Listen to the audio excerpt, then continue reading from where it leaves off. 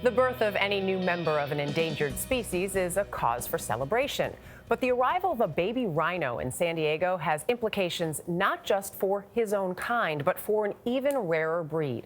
Only 2 northern white rhinos are left in the world, but now a special delivery is giving renewed hope for their survival. John Blackstone has the story. This scampering calf is named Edward. He and his mom, Victoria, are southern white rhinos, a distant relative of the northern white.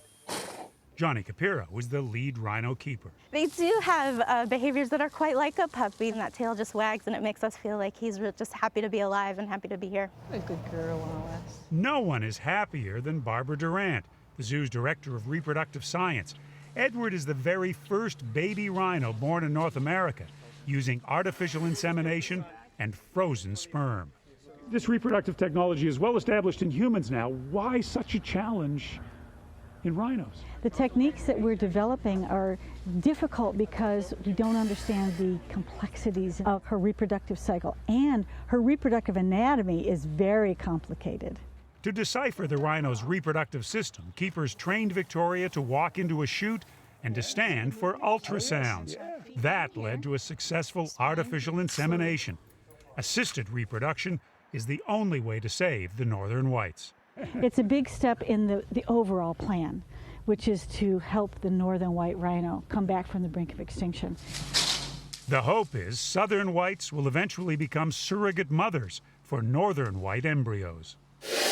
Creating those embryos depends on futuristic science taking place in the safari park's frozen zoo, the largest gene bank in the world with samples from some 10,000 animals, including northern whites.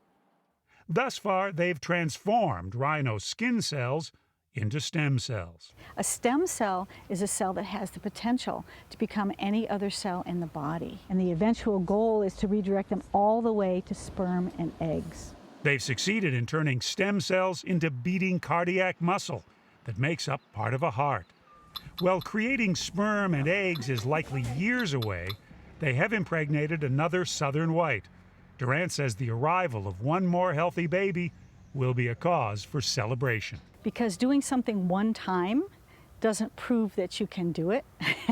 We want to make this technique of artificial reproduction routine and reliable. The artificial insemination takes about 20 minutes, but the gestation takes some 16 to 18 months. This is a long-term commitment for Durant, and it's personal. The safari park cared for Nola, a northern white female, until her death in 2015.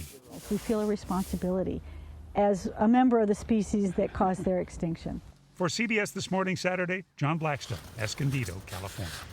I cannot get enough of that. I know, so cute. So adorable. Can we adopt a baby? Well, we know you love it. With Satmo Rhino. Okay.